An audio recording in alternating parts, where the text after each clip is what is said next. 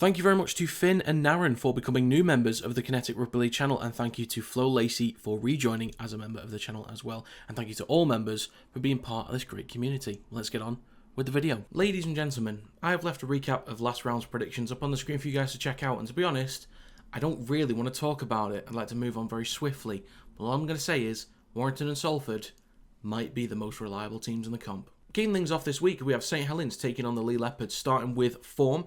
Saints have won 5 in their last 5, Leigh have won 4 in their last 5, and for me this one is basically attack versus defence in this one. I think they're even in a lot of areas, but the attack versus defence is going to be an interesting one because attack leans heavily in favour of Leigh, defence heavily in favour of Saints right now. So if you look at points conceded for Saints in the last 5, it's 0, 6, 0, 4 and 4 in their last 5 games. For Leigh, points scored is 28, 18, 30, 26 and 24. I think the most even battle is probably up front. I think the depth and quality that Saints have is pretty damn strong. You've got guys like Walmsley, Lees, Knowles that can do multiple carries per set, and they can do really long stints. And then the impact that you can get off of guys like Passy off the bench is huge. So the depth and quality that Saints have up front is great. But ever since I think Offengawi came in, I think Lee's forward pack was decent anyway, but since Offengawi's come in, I think they're on a different level. Mulhern's carrying the ball better. Offengawi's been great. Liu's been better. I think Trout's been better as well. Like, they have improved as the season's gone on. Holton down the left edge, O'Neill down the right edge, even Niu with carries out the backfield. So the battle up front is going to be really interesting for me. I think this will be the most even part of the game, in my opinion. And as I say, Leigh have been getting better.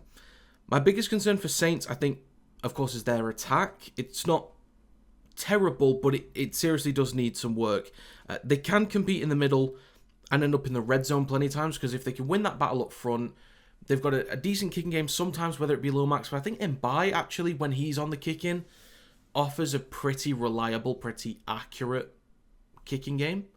So if he's on it, then I think that Saints can really pin Leigh back in decent portions of the game. But they might find it hard to score if they get inside the red zone. If they can sustain pressure, then you'd imagine there's more points available. But Leigh on the goal line, I think they scramble extremely well.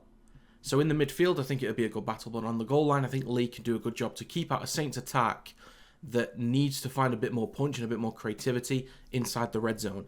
Now for Leigh, their biggest weakness, I think, is still their defence. It's not terrible, but it's still their biggest weakness compared to the forwards, the backs, attack, any other sort of area you want to focus on. Not to say that it's bad, it's just their weakness. But in the last 2 games, well, let's go with the 3 before that. They conceded 48 against Leeds and then 20 and 24 against Wakefield and Huddersfield. The 20 and 24 are not terrible, but then the 48 against Leeds, well, it's not great, is it? But then to concede 8 and 10 against Wigan and Hull KR is one hell of a turnaround. Against quality opponents like that, it's incredible stuff. Now for this game, I think the atmosphere is going to be amazing. Absolutely incredible. Well, based on most recent performances right now, I think the fact that Leigh have been able to take on KR and Wigan, get those wins, plus I trust their attack more to be able to find the points, and those 2 recent games, those defensive displays, gives me more trust in this game against an attacking side in Saints that still has a bit of work to do. I do have a little bit more faith in Leigh as of right now.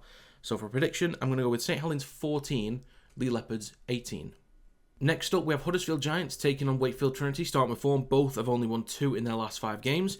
Now the Huddersfield Giants have improved in a lot of areas, including their attack. They look a much more dangerous side. I think 2 of the main reasons for that is Flanagan and Lolohea. They've been doing a great job in possession, creating opportunities. They've been linking up together as well. There was a try they put together in the game a few weeks back against Cass. They tried the same move against Wigan. They're starting to build combinations. I don't think we really saw much like that, and do correct me if I'm wrong, I don't think we saw much like that, their own little things, their own bits of identity. But now they're getting regulars back in. They've established positions. Flanagan was in the halves a little bit. He's now been comfortable at fullback over the last few weeks and months at this point. They're starting to build combinations. They've got time together. So we are seeing improvements offensively for the Huddersfield Giants. I like this forward battle, actually, because Wakefield's been getting a lot of praise in their forwards. But Huddersfield from the start of the season has been good up front. So I really think there's a good clash in the middle here. There could be a lot of offloads, a lot of post-contact meters, a lot of play the balls, a lot of potential line breaks as well. I think this could be quite back and forth in the middle. Most of where the reliability comes from one team over the other, I think, is just Wakefield's defence through the middle has been a little bit more reliable, I think. I don't have the stats to back that up. It's just based on what I've seen. I think they've been a little bit more reliable in the middle, not allowing as many line breaks when teams start to spread the ball to the edges. And when Wakefield do actually have possession, they are more likely to create opportunities in the midfield compared to Huddersfield Giants. So, as much as the back and forth might be good, there could be plenty of offloads, a lot of second phases. I think when teams start to spread the ball, it's Wakefield that are more likely to do more damage over time. I think Wakefield might have some issues if they have to move more pieces around. I know last time out they had Jowett at 6, Rourke at 1. I'm not sure what the availability is going to be like this week, so even if they get to move Jowett back to 1, it's just another change they have to make. And I know I said last week that, even with the amount of change they make, it doesn't feel like they've got an established first team. They don't need an established first team. Just going in towards the back end of the season, you come up against a Giants team that's been able to get a bit more settled, build those combinations, get more defensive resilience. I think Wakefield, they could do with some consistency this week. So even if it is Jowett at 6 and Rourke at 1, that's fine. It's not Jowett's natural position, but just to keep building, get more comfortable in those areas for the next few weeks. Now, Wakey have been on a tough run recently. I think they've both been on a fairly tough run, but Wakey's been on a tough run and looked better. I'm still slightly concerned about Huddersfield's defensive efforts. The first half against Wigan was great, but then a few too many errors, had to do a lot of defending on their own goal line. That didn't help, of course, but defensively, I think there's still some lapses for Huddersfield. Wakefield have the ability to just pile on the points and the ability to scramble well defensively and shut teams out. So, for a prediction in this one, I'm going to go with Huddersfield Giants 18, Wakefield Trinity 26. Next up, we have the Leeds Rhinos taking on the Salford Red Devils. Starting with form, Leeds have won 3 in their last 5, Salford have won 1 in their last 5. Now, big news, which was reported by All Out Rugby League. Go follow those guys if you don't already. Apparently, some senior Salford players are refusing to play this weekend. So, that kind of scuppers any potential upset if anyone thought that was going to happen. Now, Leeds already have a bigger forward pack for a start. They're already bigger. Leeds did have a drop in attacking performance of the weekend versus Saints, but I don't think that's likely to be an issue this week. Even if Salford had their best team available, I think the kind of energy and execution that Leeds had last time against Saints, or the previous time against Saints, and then the one at the weekend, were kind of, I guess you could say, one-offs. 2-offs in this case, but I don't think they're likely to be as bad as they were in terms of execution and energy. I think they'd bring a lot more and just be a lot cleaner in possession this time around. Now, Salford have been building recently with consistent lineups, energy, good execution as well. Defensively, they've been a lot more solid. Still not perfect, but they are definitely growing as a unit. But Leeds have been on a tough run, playing Saints twice, Leigh, Hull KR, and aside from the losses to Saints, they've been a really, really strong side. I don't know who exactly is going to be missing for Salford, but before I heard about the misses, I think Leeds would have been okay anyway, with some really good moments in there from Salford as well. Last time they played, it was actually, I don't think it was a close game, but I remember Leeds weren't like fully what they are now, and Salford had some moments here and there where they punished some errors from Leeds. But this time around, Leeds are a much different side. Salford, I think, will struggle without some of the senior players not being there. Again, I don't know who it's going to be. I will just kind of make a guess at just any handful of 4 or 5. But for a prediction in this game, I'm going to go with Leeds Rhinos 32, Salford Red Devils 10. Next up, we have the Wigan Warriors taking on Hull FC. Starting with form, Wigan have won 3 in their last 5. Hull FC have won 2 in their last 5. Now, both have been going through a rough time recently. In their recent performances. I think Hull have lost a bit of pace in possession, first of all, and that's going to be, without Asiata as the sort of middleman at lock, loose forward, remembered what country I'm from, as that middleman shifting left to right and right to left, connecting and taking the carries through the middle, and then Price out the back. His step and his pace, they were huge. Now, Hardacre, I think he's done a decent job at fullback. He's looked quite reliable and very energetic. Rapinoe, when he was there before switching Hardacre to fullback, has experience there, but it's just not the same. Those guys are not the same as what Price can offer in terms of pace, skill, and I think just overall, just cohesion in this team as the fullback. But I think with Hardacre there, that they can slowly build whilst Price is out, and Aiden can develop over time as well if he's going to be starting as the 13 over the next few weeks. Now, Wigan have their issues without French. They don't have as much penetration, as much sting, but I would say I think Kieran at number 6 looked quite comfortable. I think Jack Farrimond has plenty to offer as an attacking threat, but there's a lot more that goes into it. I think Kieran just looked more comfortable and more confident. I think he looks like he fits into the system better, whereas Farrimond is more maybe off the cuff. Not completely off the cuff, but just more so. Whereas Kieran can fit into that system. And I think when he was at I want to say it was the Roosters, I think he was a number 6 as well. I think. So he's got experience there. And also defensively, he's now kind of gone from the 2 in defender to the 3 and sometimes 4 in defender. So he's got a bit more defensive experience in the defensive line as well. I think if they stick with Kieran at 6, they will find more success for now until they can get French back in. I'm not sure when that is, by the way, so I do apologise. Now, I think Hull can be quite solid on their own goal line. It's the midfield that I'm worried about. I think once Wigan start to try and shift the ball early in the set, inside their own half, I think inside the midfield, with the pace that they shift the ball with, that's where my concern is for Hull FC. On the goal line, I think they can be quite solid. I think there's decent resilience and decent effort areas there from Hull.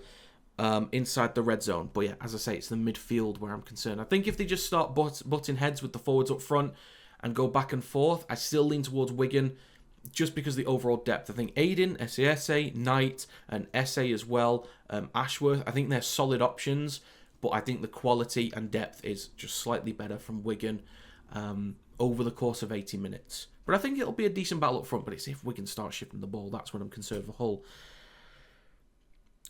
I think Hull can keep it competitive. That's the thing. I think throughout the 80 minutes, there'll be periods where they're still kind of fighting, they're still kind of in the game, but it's over those 80 minutes. I think they will find points.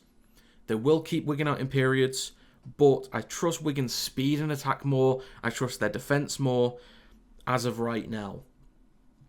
So for a prediction in this one, I'm going to go with Wigan Warriors 24, Hull FC 12. Next up, we have the Catalans Dragons taking on Hull Kingston Rovers. Starting with form, Catalans have won 1 in their last 5. Hull KR have won 3 in their last 5.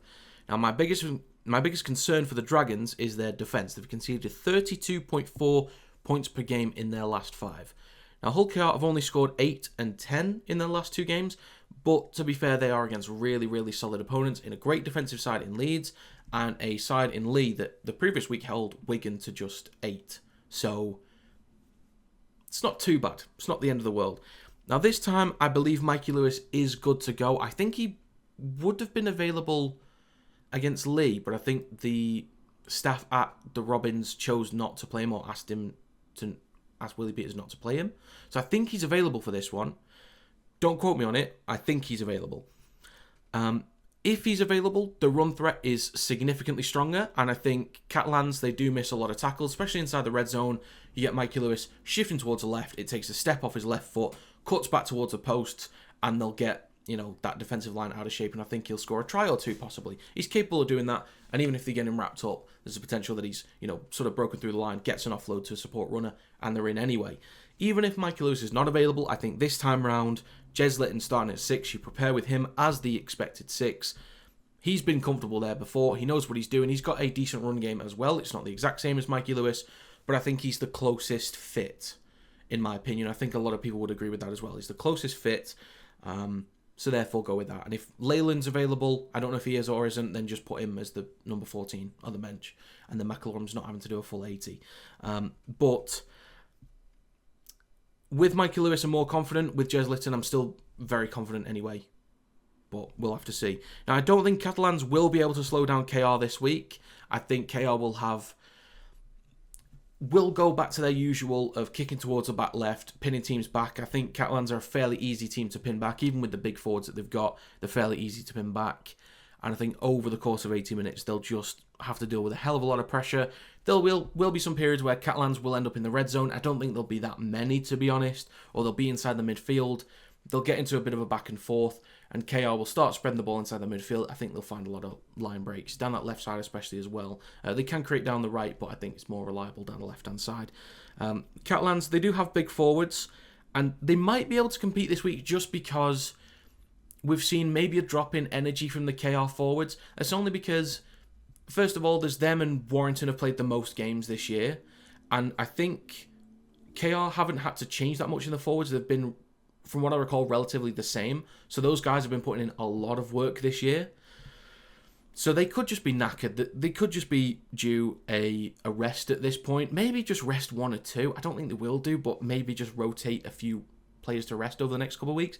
So maybe there's a chance that the big forwards of Catalans could do a bit of damage up front, but I think overall it might not be a big issue for the Robins, and they'll just be fine probably.